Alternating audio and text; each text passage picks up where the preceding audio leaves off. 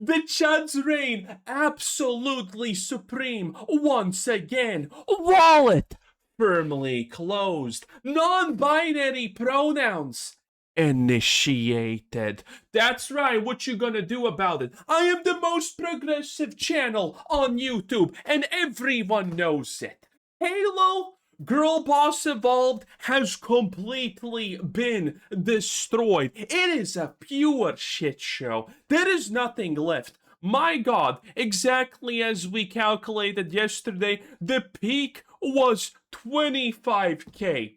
Despicable, disgusting. This is honestly one of the biggest L's that Xbox has ever taken in their lives. They are cooked. This is a humiliation like they have never seen before. This is their flagship franchise. This is their everything. And their player base is as modern as the 343 profit margins on this game. Non-existent. This game got bought by a whole fucking whopping 5 people, and 2 of them were there on accident.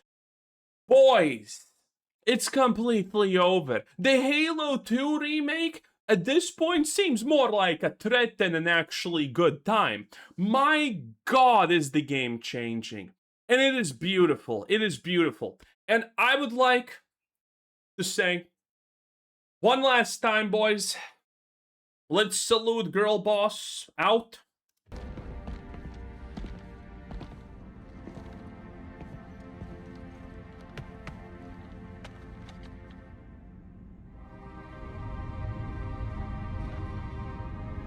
Sorry, I can't hold my tears. It's so beautiful. Thanks. Spartans aren't the only badasses in the UNSC. So, did you take out the prophet? Negative. Negative. Why does Girl Boss have to do everything around here? Why do these men not do anything correctly?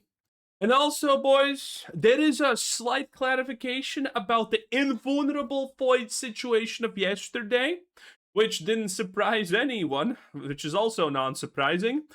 I know, it's a oxymoron, but anyone who worked on this game is a moron. This is what actually happens, okay? Watch.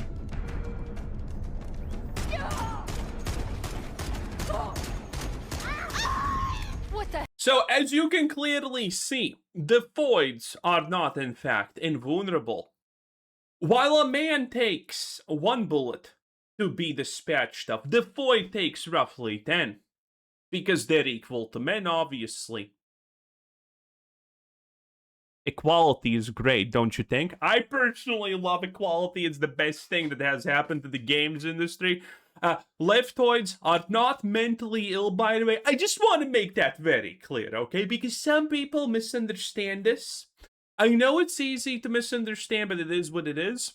And for everyone who's thinking, oh, but it's an Xbox game. Bro, this Xbox game that's on Game Pass, by the way, which I did not know and which is hilarious, is not in the top 5, top 10, top 15, top 20, top 25, top 30, top 35, 40, 40. It's 46. That's right. Halo Campaign Evolve is worse than Halo Infinite when it comes to being played on Xbox. Is this a humiliation ritual? Honestly, it would be less humiliating if Xbox said, we did a Halo humiliation ritual. It is what it is. But no. I'll refresh it even. Oh, look at that. Nothing changed. There we go. This is how bad this is. Honestly, Halo's best shot at this point is probably... it's probably... on PlayStation. Can you imagine that? The crowning jewel of Xbox. The literal one thing that made them famous. Which sparked the whole revolution, which made their careers, is now just a woke, no one cares garbage dumpster fire. And boys, the game is changing. It is official, okay? I started talking about this like a month or 2 ago, and this is not a good thing.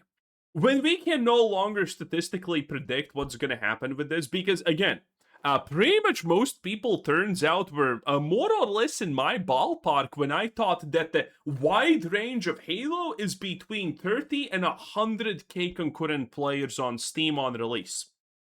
Turns out a lot of people actually thought it's going to be even 100 plus. Don't know about that one, that's a little bit too much, but the fact that I was wrong so much is insane, because our track record is 90 plus percent being correct on this channel. So the fact that we were so wrong here is actually insane, because that's the wide range, 3 to 10. The short range, the more accurate range, was 4 to 7. Okay? And probably around 60k, I would have had said if someone put a gun to my head. That's a joke, YouTube. In any case, this is a disaster. The fact that the pre-release super fanboys are almost larger than the release crowd is something insane. And we have seen this thing happen for gaming for the past couple of months, where predicting things has become really, really hard. And because of this, by the way, I wonder what's going to happen to GTA 6. GTA 6 is in serious danger because we already have, like, corroborated, but I don't believe this fully, but there is some kind of statistics firm that says that they do have the GTA numbers, and the pre-orders are like 3 to 5 million or something like that, which is honestly a huge number, without question. That is a huge number, but that is way lower than anyone expected for GTA. Now, granted, no one honestly knows what to expect. I have said this multiple times. GTA 6 is something that cannot be quantified, that does not rely on previous information about the games industry, because we just don't know.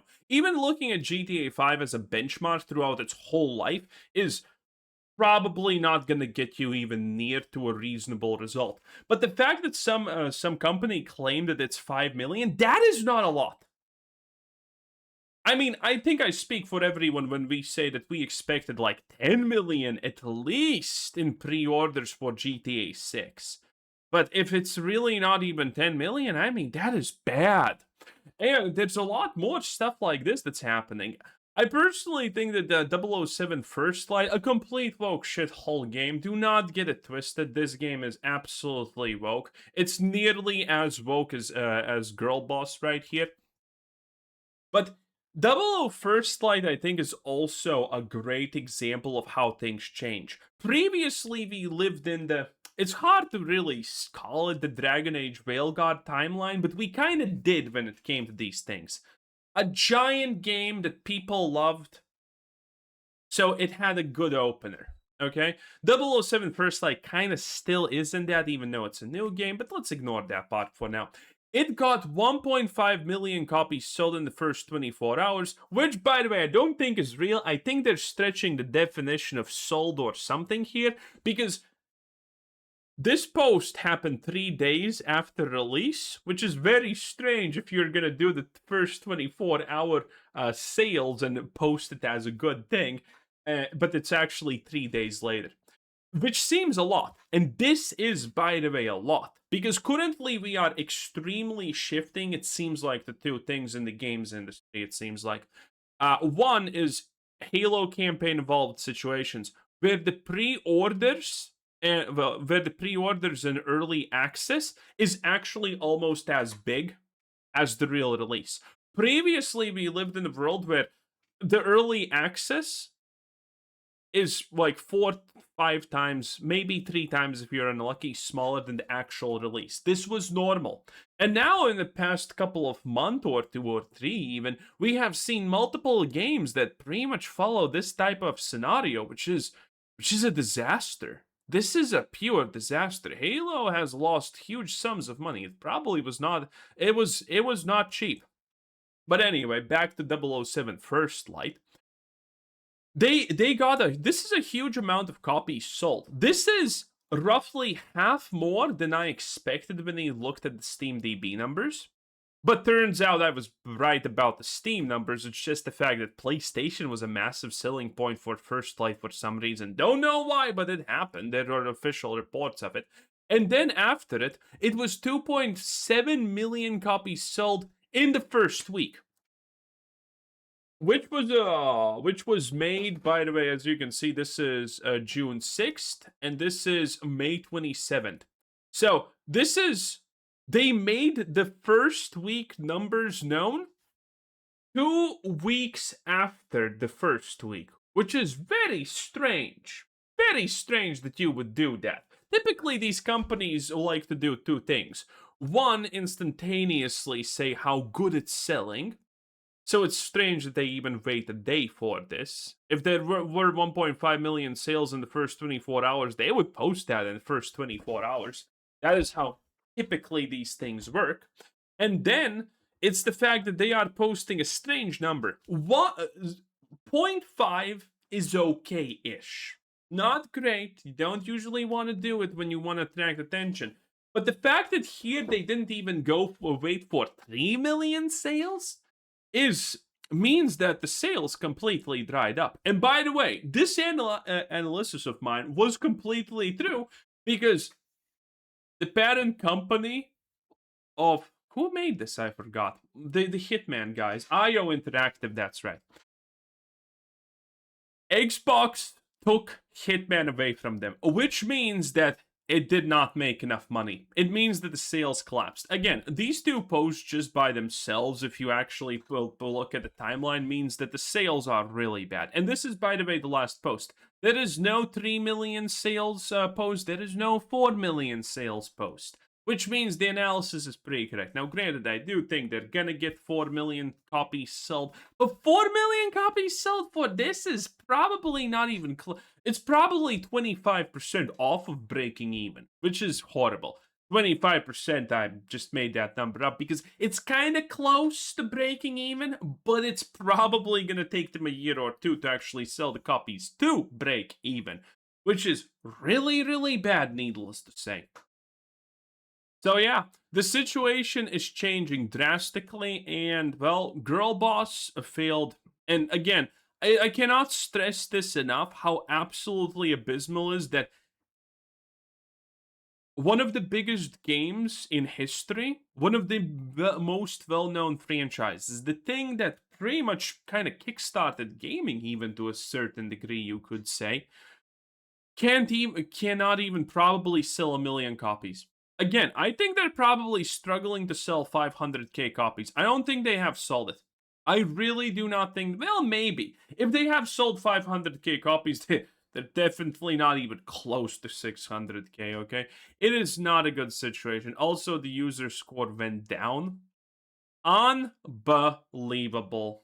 Well, it's kind of hard to say unbelievable considering we know how stupid Xbox is. But yeah, here we go. Girl Boss out. Thanks for watching. Like the video right now. It takes less than a second. It helps out a lot, and I appreciate it. Thank you for everyone who does like the video right now. Takes less than a second. And have a nice day. Bye.